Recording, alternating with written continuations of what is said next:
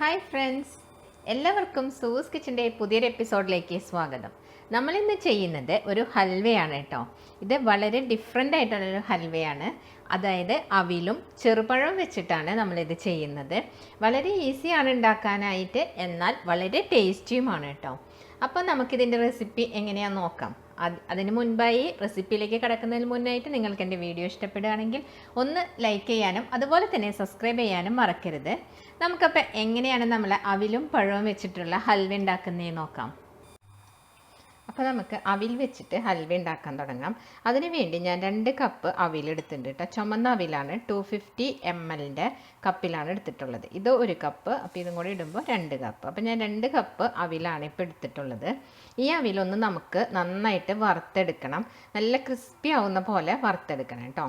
പിന്നെ ഞാൻ ഇവിടെ ഒരു 300 ഗ്രാം ശർക്കര ഉരുക്കി വെച്ചിട്ടുണ്ട്. പിന്നെ ഒരു 5 ഇത് മൈസൂർ പൂവനാണ് കേട്ടോ വെച്ചിട്ടുള്ളത്. മൈസൂർ പൂവൻ വെച്ചിട്ടുണ്ട്. അതുപോലെ ഒരു തേങ്ങയിൽ നിന്ന് എടുത്തിട്ടുള്ള പാലാണത്. 1-ാം പാല് 2-ാം പാലൊന്നുമില്ല. മൊത്തത്തിൽ 6 കപ്പ്, ഈ മെഷർമെൻറ്റ് കപ്പിൽ തന്നെ 6 കപ്പ് പാല് എടുത്ത് വെച്ചിട്ടുണ്ട് കേട്ടോ. അപ്പോൾ നമുക്കിനി ആദ്യം തന്നെ ഈ അവിലൊന്ന് വറുത്തെടുക്കാം. ഞാനിപ്പോൾ ഒരു പാൻ അടുപ്പിൽ വെച്ച് അത് ചൂടായപ്പോൾ അതിലേക്ക് ആ അവിലിട്ട് കൊടുത്തിട്ടുണ്ട്. ഇനി നന്നായിട്ടൊന്ന് ഇളക്കിയെടുക്കാം. ഇവിടെ നമ്മൾ അവിൽ നന്നായിട്ട് ഫ്രൈ ആയി വന്നിട്ടുണ്ട് കേട്ടോ. ഇത് നമ്മളിങ്ങനെ കയ്യിലെടുക്കുമ്പോൾ ഇങ്ങനെ പൊട്ടുന്ന ഒരു പാകമാണ് ഇതിൻ്റെ പാകം.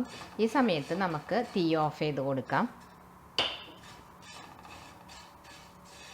ഇനി ഇതൊന്ന് ചൂടാറിയതിന് ശേഷം നമുക്കൊന്ന് മിക്സിയിൽ നന്നായിട്ട് പൊടിച്ചെടുക്കാം കേട്ടോ. അപ്പോൾ നമ്മൾ ആ വറുത്തെടുത്ത അവിൽ ഞാനിവിടെ നന്നായിട്ട് പൊടിച്ചെടുത്തിട്ടുണ്ട് കേട്ടോ. ഇതിലേക്ക് നമ്മൾ എടുത്ത് വെച്ചിട്ടുള്ള 6 കപ്പ് തേങ്ങാപ്പാലുണ്ടല്ലോ, അതിൽ നിന്ന് കുറച്ച് ഒഴിച്ചിട്ട് ഇതൊന്ന് മിക്സ് ചെയ്ത് വെക്കാം. അപ്പോൾ ഈ അവിലൊന്ന് ഈ പാലിലൊന്ന് കുതിർന്ന് കിട്ടാൻ വേണ്ടിയിട്ടാണ് ഇങ്ങനെ ചെയ്യുന്നത്.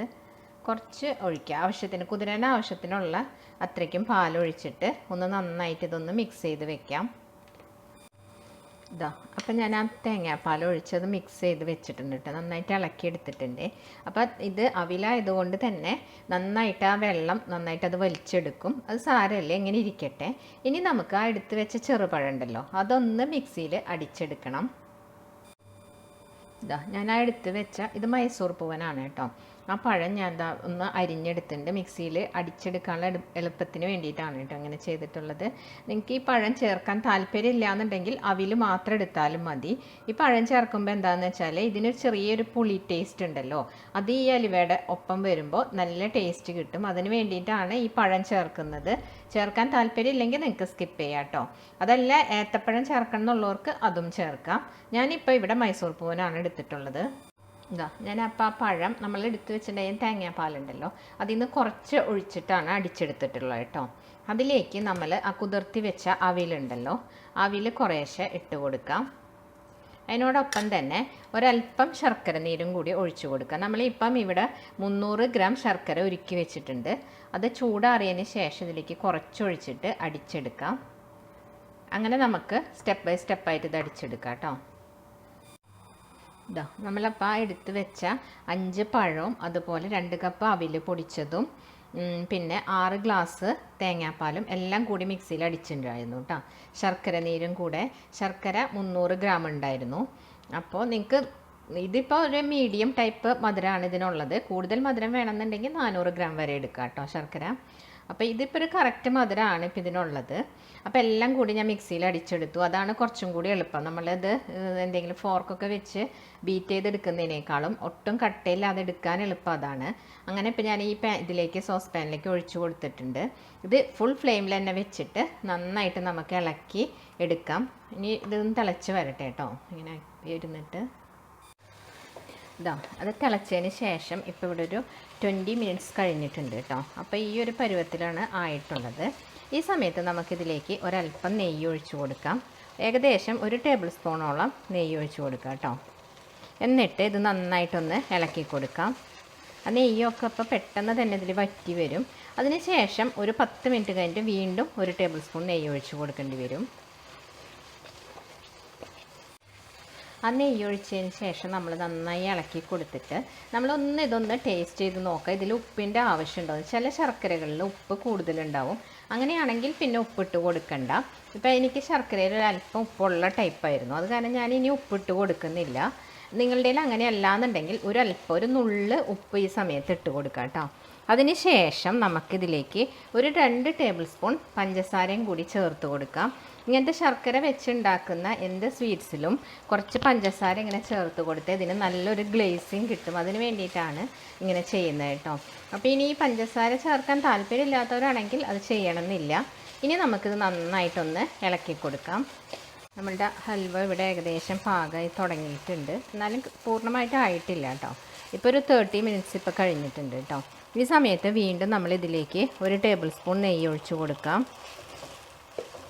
അതിന് ശേഷം ഇതിലേക്ക് ഞാൻ ഒരു ടേബിൾ സ്പൂൺ ഏലക്കായയും അതുപോലെ പഞ്ചസാരയും കൂടി പൊടിച്ചതാണ് അതിട്ട് കൊടുക്കാം കേട്ടോ. എന്നിട്ട് നന്നായിട്ട് വീണ്ടും ഇളക്കി കൊടുക്കാം. നമ്മൾ ഹൽവ ഇപ്പോൾ ഇവിടെ ഏകദേശം പാകമായി തുടങ്ങിയിട്ടുണ്ട് കേട്ടോ. ഈ സമയത്ത് നമ്മൾ ബാക്കി വെച്ചിട്ടുള്ള ഒരു ടീസ്പൂൺ നെയ്യും കൂടി ഇതിലേക്ക് ഒഴിച്ചു കൊടുക്കാം. അപ്പോൾ ശരിക്കും പറയുക വെച്ചാൽ നമ്മളുടെ കയ്യിൽ നമ്മൾ ചേർത്തിട്ടുള്ള നാളികേരത്തിൽ നല്ല പാല് വീട്ടിലൊക്കെ ഉണ്ടാവുന്ന തേങ്ങയുണ്ടല്ലോ, അതിൽ നിന്ന് എടുക്കുന്ന പാലാണെങ്കിൽ ഇത്രയും നെയ്യ് ഒഴിച്ച് കൊടുക്കേണ്ട ആവശ്യമില്ല. നമ്മളിവിടെ വാങ്ങിക്കുന്നൊക്കെ തേങ്ങ കാരണം അത്രമാത്രം അതിനകത്ത് എണ്ണയൊന്നും വരില്ല, അതുകൊണ്ടാണ് ഇത്രയും നെയ്യ് ഒഴിച്ച് കൊടുത്തിട്ടുള്ളത് കേട്ടോ. ഇനി നമുക്ക് വറുത്ത് വെച്ചിരിക്കുന്ന കാഷ്യൂനട്ടും അതുപോലെ ബദാമും കുറച്ച് മുന്തിരി, അതിനുശേഷം നിങ്ങളുടെ കയ്യിൽ ഇപ്പം വെളുത്ത എള്ളുണ്ട് എന്ന് വെച്ചാൽ ഇത് ഇട്ട് കൊടുക്കുക.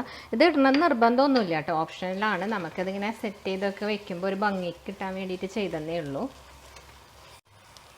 ഇപ്പം നമ്മളുടെ ഹൽവ ഇവിടെ റെഡി ആയിട്ടുണ്ട് കേട്ടോ.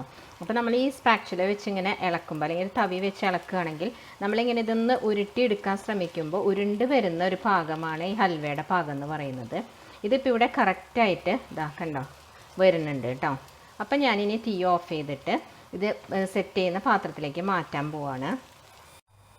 ഞാനപ്പോൾ ഇവിടെ ഒരു പാത്രം ഗ്രീസ് ചെയ്ത് വെച്ചിട്ടുണ്ട് കേട്ടോ മുന്നേ തന്നെ.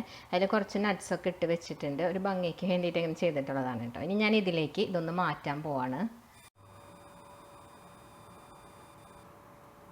ഞാനപ്പോൾ ഈ പാത്രത്തിലേക്ക് ഒന്ന് മാറ്റിയിട്ടുണ്ട് കേട്ടോ.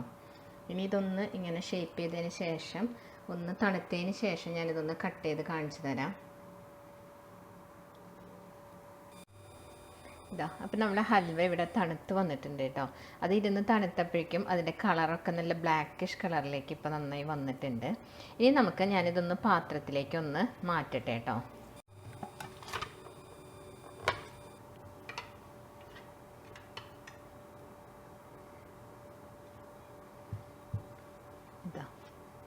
അപ്പോൾ നമ്മളെ ഹൽവ ഇവിടെ നല്ല അടിപൊളിയായിട്ട് കിട്ടിയിട്ടുണ്ട് കേട്ടോ. അപ്പം ഞാനിത് ഇവിടെ കട്ട് ചെയ്ത് വെച്ചിട്ടുണ്ട് കേട്ടോ. അപ്പം ഞാൻ നിങ്ങളെ കാണിക്കുകയാണിത്.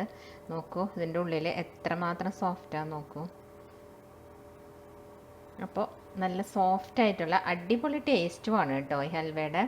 അപ്പോൾ നിങ്ങളെല്ലാവരും ഇതൊന്ന് ട്രൈ ചെയ്ത് നോക്കണം. എന്നിട്ട് നിങ്ങളുടെ അഭിപ്രായങ്ങൾ കമൻറ്റ് ചെയ്യാനും അതുപോലെ തന്നെ ലൈക്ക് ചെയ്യാനും മറക്കരുത്.